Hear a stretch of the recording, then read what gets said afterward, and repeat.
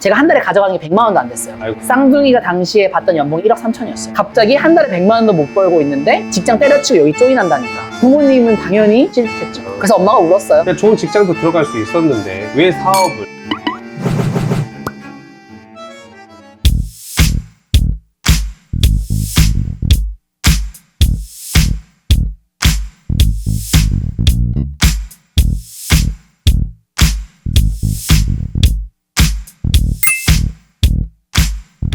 사장님 이리 오세요. 사장님 빨리 와보세요. 저희 먹었어요. 이 대표가 미쳐버렸네. 이거를 계속 먹네. 최고네 나도. 네, 쿠폰 드리면 4,000cc 해서 다음번 네, 재방문하시면 다른 술 주문 안 하시고 네. 이걸로만 드시고 이거 가셔도 뭐 내가 됩니다. 눈치 주는 거 아니에요? 절대 안 주죠. 나 근데 던졌어. 쌍둥이 형 동생이 그냥 좋은 직장도 들어갈 수 있었는데 왜 사업을 기업가 정신으로 뛰어들었는지 난 이게 궁금했어요. 너무 낭만적인 소리일 수도 있는데요. 저는 되게 죽음에 대해서 생각을 많이 하거든요. 갑자기? 네, 저는 죽는 게 무서워요. 아 진짜? 죽는 게 싫어요. 나도 하고 싶은 게 너무 많아서 그렇거든요. 나도 근데 안 죽을 수가 없잖아요. 제가 그런 고민을 한 거예요. 어떻게 죽을 때 최대한 덜 고통스럽게 죽을 수 있을까? 이런 생각을 해봤는데 제가 죽기 싫어하는 이유가 내가 해보고 싶은 게 많은데 그걸 못하고 죽는 게 나는 괴로운 사람이니까 내가 할 수 있을 때 하고 싶은 일들 다 해야 된다. 내가 하고 싶은 일들 다 했다면 죽을 때 돼서 그래도 나 미련 없어? 이러고 그걸 받아들일 수 있을 것 같다. 이런 생각을 저는 했어요. 그랬을 때 그럼 내가 하고 싶은 일이 뭐냐 했을 때 그 중에 하나가 저는 교육업이에요. 저는 교육이라는 거가 여러 가지 의미들이 있는데 단일 서비스로 예를 들면 식당 음식 파는 것도 서비스고 뭐 여러 가지 서비스들이 있잖아요. 단일 서비스로 한 사람의 인생에 가장 큰 영향을 미칠 수 있는 건 단연 교육이라고 생각을 해요. 근데 그랬을 때 물론 그 교육의 형태나 모습이라는 건 여러 가지가 있을 수 있겠지만은 앞으로 어떤 교육을 하고 싶냐고 물어봤을 때 전 사람들이 정말 더 행복한 삶을 살 수 있도록 만들어주는 교육을 하고 싶은 사람이거든요. 와 멋있다. 안타깝게도 지금 현실이 그렇진 않잖아요. 전 이 사회를 바꿔보고 싶은 마음이 있어요. 그래. 우리나라 청소년기 가장 불행한 나라 중에 하나잖아요. 전 이거 너무 싫거든요. 이렇지 않았으면 좋겠거든요. 맞아요. 바뀌어야 된다고 생각하는데 시간이 지나면 알아서 바뀔 수도 있겠지만 누군가 바꾸기에 노력을 해야 된다고 생각을 해요. 근데 그랬을 때 내가 노력해서 그런 세상으로 바뀌는데 일조했다. 내가 뭔가 더 나아가서 한 획을 그었다. 라고 하면 저는 뿌듯하게 죽을 수 있을 것 같아요. 주변에서 창업을 한다고 하면 반응이 진짜 썩었을 것 같은데. 어머니는 울었어요. 아 진짜? 왜냐면 저희가 지금 하고 있는 일이 이제 교육업이잖아요. 네. 근데 그냥 단도직입적으로 얘기하면 학원이에요. 근데 저희 부모님 세대들은 특히 더 그런데 이 학원업에 대한 인식이 좀 안 좋으신 분들이 계세요. 예전에 뭔가 하다가 잘 안 된 사람들이 하는 업계. 저희 어머니도 그런 분 중에 한 분이세요. 저는 단순히 애들 그냥 시험 점수 잘 받게 해줘가지고 돈 벌고 싶은 일을 하고 싶은 사람이 아니거든요. 전 저의 뜻이 있고 그리고 그거를 어떻게 전개 나갈지는 생각이 있지만 부모님이 보시기엔 일단은 학원인 거예요. 특히 어머니가 반대 정말 많이 하셨었죠. 생각해보니까 여기 1타입이네. 제가 먼저 창업을 했고요. 이제 한 5개월 뒤에 쌍둥이가 조인을 했거든요. 그때 당시가 29살이었는데 저희가 제가 당시에 처음 했을 때 그러니까 돈을 못 벌잖아요. 제가 한 달에 가져가는 게 100만 원도 안 됐어요. 그때. 아이고야. 네, 100만 원도 안 됐었는데 쌍둥이가 당시에 받던 연봉이 1억 3천이었어요. 그 동생이? 동생이 29살에 직장에서 인정받아가지고 불과 2년 만에 50명을 리딩하는 그 PM을 하고 2년 동안 이제 연봉 협상을 해가지고 1억 3천 연봉을 받으면서 와, 일을 했어요. 갑자기 한 달에 100만 원도 못 벌고 있는데 직장 때려치고 여기 조인한다니까. 부모님은 당연히 찔했겠죠. 그래서 엄마가 울었어요 그때. 그렇겠다. 근데 원래 퇴사를 하겠다고 하고 싶다고 몇 번 얘기를 드렸죠. 근데 부모님이 반대를 하니까 그냥 회사 사표 쓰고 나중에 통보했어요. 부모님한테. 나 사표 썼어요. 쌍둥이면 우리도 패밀리 비즈니스를 나도 해봤거든. 와이프랑 했다가 뒤지게 싸워가 같이 일 안 하거든. 둘이 어때요? 갈등도 많이 있고 서로 핏이 안 맞은 게 많이 있었을 거 아니에요? 진짜 거의 매일 싸워. 진짜 많이 싸워요. 그러니까 이게 원래 가까울수록 더 잘 싸우잖아요. 결론적으로는 좋다고 생각하는데 뭐냐면 저는 성향이 뭐냐면 뭔가 이거 할까 말까 할 때 저는 되게 그냥 직관적으로 이거 해야겠다 싶으면은 일단 벌려요. 일단은 제가 먼저 저는 대학교 졸업하면서 사실 취직 안 하고 바로 창업했거든요. 근데 저는 하면 그냥 해야지 그냥 이런 생각. 전 고민 많이 안 해요. 출연 여기 채널 J 들어왔을 때도 이게 있는 그대로 말씀드릴게요. J 들어왔잖아요. 들어왔어. 저는 그냥 좋아 해야지 이렇게 했거든요. 근데 쌍둥이는 근데 거기 왜 나가? 거기 나가면 우리한테 뭐가 도움이 돼? 이렇게 얘기했어요. 저는 근데 그럼 잘 안 되는 편이에요. 근데 이 친구는 기업 생활을 그래도 좀 했잖아요. 회사 생활을 좀 하다 보니까 리스크에 대한 매니지먼트를 되게 많이 했던 사람이다 보니까 이게 습성이 있나 봐요. 근데 이게 되게 결론적으로 좋다고 하는 건 뭐냐면 사업이 너무 질르기만 해도 그래, 맞아. 벌려놓으면은 수습만 될 수 수습이 있고 안 돼. 너무 소극적으로 하면은 애초에 나가지 못할 수 있잖아요. 그래서 저희 회사는 뭐냐면 제가 질르면 수습을 해요. 아니면 제가 질르려고 할 때 약간 반대쪽에서 그래도 조금 이거를 자제해주는. 리스크를 캐칭해주는 사람이네. 그런 식으로 해서 저희가 되게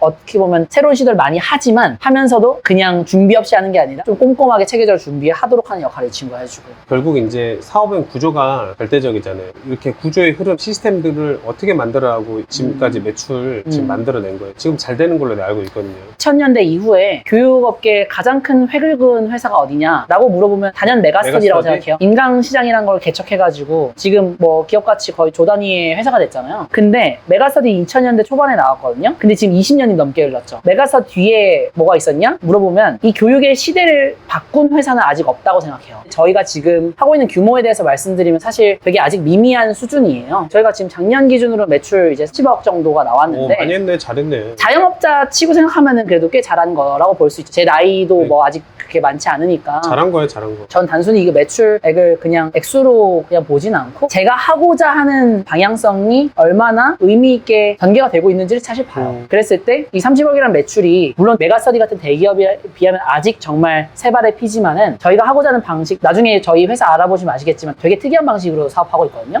이게 되는구나라는 걸 검증을 했다고 생각해요. 어떻게 특이하게 지금 하고 있는 거예요? 그 와중에 잠깐 500 하나 더 주세요. 네, 저도 이거 하는 사업하면. 아니 지금 여대표가 지금 챌린지를 해서 실패하면 안 되니까 우리 네. 쿠폰 받아야지 지금. 실패하면 안 된다고. 근데 쿠폰을 맥주 받아야 너무 돼. 맛있는데요? 네. 맥주 너무 맛있어요. 저희가 특이하다고 얘기할 수 있는 게 두 가지 말씀드릴 수 있는데, 일단 첫 번째는 저희는 교육의 기회 관점에서 소외된 사람들을 타겟으로 하고 있어요. 지금 가장 돈을 잘 버는 대치동이라고 하면 환경이 좋고 잘하는 학생들 위주로 되어 있는 시장이거든요. 저는 기본적으로 교육 기회가 닿지 않는 상대적으로 열악한 곳에 있는 사람들을 위한 교육을 하고 있다는 게 멋있다. 특이하고요. 그렇기 때문에 저희가 온라인을 하는 거예요. 대치동에서 오프라인도 하고 있지만 이건 아까 말씀드렸던 것처럼 이 퀄리티를 높이기 위한 테스트베드 같은 역할이고, 두 번째 특이한 건 뭐냐면 종이책이 아니라 태블릿 PC에서 하는 거예요. 저희는 자체 프로그램이 있는데요. 내가 뭐 영어든 국어든 수학이든 내가 무엇을 얼만큼 알고 있느냐라는 것도 분명히 뭔가 있잖아요. 그렇죠? 근데 그거에 대해서 우리가 종이책에서 아날로그 방식으로 공부할 때는 이거에 대해서 객관적으로 파악하기 어려워요. 데이터화 할 수 있는 방법으로 공부해야 좋은 되고, 말인데? 그리고 사람이 애초에 하지 못하는 영역이 있거든요. 그런 걸 저희는 해나가려고 하는 거예요. 이걸 인정받아서 투자자들이 좋아하는구나. 저희가 2022년도에 한번 투자 받았었고요. 어디 가셨어요? 기관 투자자 3곳이랑 개인 투자자 3분 계신데, 기관 투자자는 그 보넨젤스라는 곳이랑 보낸젤스 엄청 유명한데? 네, 맞아요. 네. 장병규 회장님이죠. 저희 투자 받는 단계에서는 거의 탑티어. 내가 투자자가 이렇게 영상을 봐도 이렇게 대표님 나온 거 보면 되게 뿌듯하겠어. 되게 잘 가고 있거든. 차곡차곡 스텝업을 되게 잘하고 있네. 그러면 이미 비즈니스 모델은 이 정도면 뭐 거의 반 검증됐는데, 근데 나는 너무 궁금한 게 어쨌든 교육업이 뭘 포장을 패키징을 네. 하더라도 어쨌든 본질은 학원이거든. 맞아요. 근데 투자를 받는 게 쉽지는 않았을 쉽지 텐데 어떻게 투자 받은 거예요? 일반적인 학원을 잘하려고 했었으면 절대 투자 못 받았을 거라 생각해요. 그래서 저희가 봤던 시장 기회는 뭐냐면요. 사교육 시장 규모라는 거는 많은 분들이 이제 생각하시는 게 저출산이다 보니까 애들이 실제로 되게 인구가 많이 줄고 있잖아요. 그러다 보니까 사교육 시장 규모가 줄고 있을 거라 생각하는데 반대입니다. 오히려 사교육 시장에 애들이 주는데 사교육 시장 규모는 계속 커지고 있어요. 작년에도 한 8에서 9% 정도 커졌거든요. 근데 이미 너무 큰 시장인데 8에서 9% 그러니까. 커지고 있는 시장이에요. 정말 큰 시장이고, 일단 시장 자체가 아직도 매력도가 높은 시장인데, 그 안에서 저희는 뭘 보냐면요. 기존의 이 큰 사교육 시장 규모 중에서 시장 점유율이라는 게 있잖아요. 오프라인 학원이 있고 인터넷 강의가 있잖아요. 이게 비율이 한 몇 대 몇 정도 될 것 같으세요? 온라인이 한 3, 4, 9, 오프라인이 그래 7, 8, 6, 7 될까? 그 정도 보통 생각하시죠, 그렇죠? 온라인 교육의 비중이 5%가 안 돼요. 오프라인이 90% 이상이에요. 뭐 심하다. 네, 엄청 심하죠. 그래서 아직도 오프라인 교육이거든요. 수준이 정말 만족스럽냐? 그렇지가 않아요. 부모님들 맨날 만나보면, 특히 지방에 계신 분들은 보낼 학원이 없다, 마음에 드는 학원이 없다, 그래서 다 대치동 오려고 그러고 그런 거거든요. 그래서 저희는 어떤 생각을 하냐면 온라인으로 대치동 수준의 교육 누릴 수 있게 해주겠다. 와, 이거 대박이다. 근데 이게 정말 어려운 거죠. 어렵죠. 말처럼 쉽지 않아요. 지금 저희도 왜냐면- 고전하고 있어요. 왜냐면 인식의 변화를 시켜줘야 네. 된다는 이거예요. 진짜 저희가 얘기했는데 울릉도에서도 대치동 수준 교육 받을 수 있으면 얼마나 좋아요? 좋다. 네, 그렇게만 저희는 된다면. 그거 하고 싶은 거예요. 그렇게 되면 정말 넥스트 메가스터디 이상의 회사도 나올 수 있는 거죠. 이걸 되게 궁금할 것 같아요. 사업을 잘하려면 구조를 잘 짜야 그렇죠, 되거든요. 그렇죠. 그걸 네. 어떻게 짜는지. 그냥 이거는 사실 모든 사업 다 똑같다고 생각해요. 요식업도 똑같다고 생각하는데 결국 필요한 거는 수익성이랑 그 다음에 그 스케일이에요. 수익성이 나는 비즈니스냐, 그 다음에 이걸 스케일을 키울 수 있느냐. 예를 들면 내가 아무리 수익률이 좋아도 매출을 연애 1년밖에 못하는 비즈니스다. 내가 너무 특정 사람에 의존해 되거나 뭐 이럴 수도 있잖아요. 물론 그 사업 자체로 의미가 있을 수도 있겠지만 큰 규모의 사업은 될 수 없는 거고. 맞아, 저는 대표적인 게 파인다이닝이라 생각하거든요. 파인다이닝이 대표적으로 수익성도 좋지 않은 걸로 알고는 있지만 그건 약간 되게 장인정신이 필요한 거고 이런 영역이지만 전국 단위로 3스타를 깔 수 있지 않잖아요. 그러니까 애초에 지향하는 바가 다른 거죠. 근데 사업적으로 규모를 키우는 데 있어서는 스케일의 관점에 있어서 저희는 어떻게 하고 있냐? 저희의 핵심 역량은 이 IT 프로덕트, 저희 프로그램이 있거든요. 학습 공부하는 프로그램이 있어요. 전 여기서 나온다고 생각해요. 여기서 통해서 뭐가 가능해지냐면요. 최대한 쉽게 말씀드리면 엄청 전문가가 아닌 선생님도 전문가처럼 수업할 수 있어요.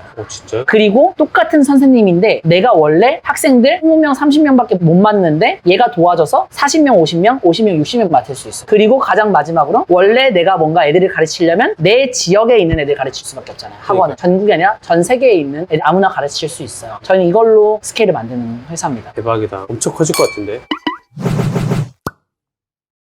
나도 이제 학부모로서 되게 오늘 유의미한 시간이었고 정말 지혜로운 되려면 어떻게 하면 좋을까요? 결국 부모님들이 원하시는 거는 우리 아이들이 더 행복한 사람이 됐으면 하는 거잖아요. 근데 그거를 왜곡한 것 같아. 잊어버린 것 같아. 그러니까 항상 문제는 어디서 발생하냐면 문제의 원인을 잘못 진단하면 그렇게 돼요. 행복하고 싶은데 행복하기 위해서 우리 아이가 학교를 못 가면 불행할 거다라고 진단을 한 거예요. 자기 혼자 스스로 재단하는 거잖아. 초등학교, 중학교 때 성적이 잘 안 나오면 우리 애가 불행할 거라고 진단을 하는 거예요. 저는 그게 불행의 시작이 될 수 있다고 생각해요. 어떻게 하면 아이들이 더 행복한 삶을 살 수 있을까? 과연 행복한 삶이라는 건 무엇인가? 전 이거에 대한 치열한 고민과 그거에 대한 각각의 대답이 있어야 된다고 생각해요. 근데 그런 게 없이 그냥 남들이 하니까 우리도 해야 되지 않을까? 이렇게 하는 순간 불행이 시작될 수 있다. 너무 속상한 게 우리 와이프도 이제 제주도 가다 보니까 400만 원 쓴다 했잖아요. 사교육 그런데 저 엄마가 저거 뭐 운동 더 시키고 뭐 과외 하나 더 시키고 옆에 계속 갑자기 자기 주관이 없고 남들 하니까 막 따라하는 거야. 더 시킨대 나한테. 근데 그게 맞아? 아빠는 게임하고 싶대. 놀고 싶은데 혼자고 이렇게 푹 숙여갖고 가. 정말 귀중한 시간 돈 쓰는 거잖아요. 그러면 목적이 명확해야 돼요. 이거를 남들이 하니까가 아니라 지금 내가 이 학원 보내면 예를 들면 사세고시 아까 얘기했는데 사세고시 시키면 아이가 얻는 게 정확히 뭐야? 잃을 수 있는 건 뭐야? 그게 우리한테 맞아? 이게 정말 필요해? 이런 고민을 해야 돼요. 전 부모의 역할은 그거라고 생각해요. 부모가 그냥 좋은 학원 돈 써서 보내주고 돈 써서 할 수 있는 건 많아요. 전 그거 좋은 부모라 생각 안 합니다. 정말 좋은 부모는 내가 우리 아이한테 필요한 게 무엇인지에 대해 치열하게 고민해가지고 의사결정할 수 있는 부모가 좋은 부모님이라 생각해요. 또 아이가 어떤 걸 좋아하고 잘하는지 계속 경험도 많이 하게 해보고. 그쵸. 그런 거를 기반으로 해서 방금 말씀하신 걸 기반으로 해서 정말 우리 아이한테 필요한 게 무엇인지에 대해서 정말 현명하게 판단할 수 있는 부모님이 좋은 부모님이고 그걸 위해서는 단순히 돈 쓰는 것만으로 절대 안 된다고 생각합니다. 그러니까 막 좋은 선생님이 붙이면 그게 엄청난 아웃풋이 나올 거라고 그 착각 속에 더 이상 하지 말라라는 엄청난 경종을 일침을 졸라 세게 때려줬네 지금. 돈 쓰는 분들이 잘못했다는 게 아니라 그런 고민 없이 돈 쓰면은 똑같잖아요. 명품 산다고 해서 무조건 행복한 거 아니잖아요. 아 멋있다. 앞으로도 더 승승장구 할 것 같고 이런 교육자가 더 많이 나왔으면 좋겠다.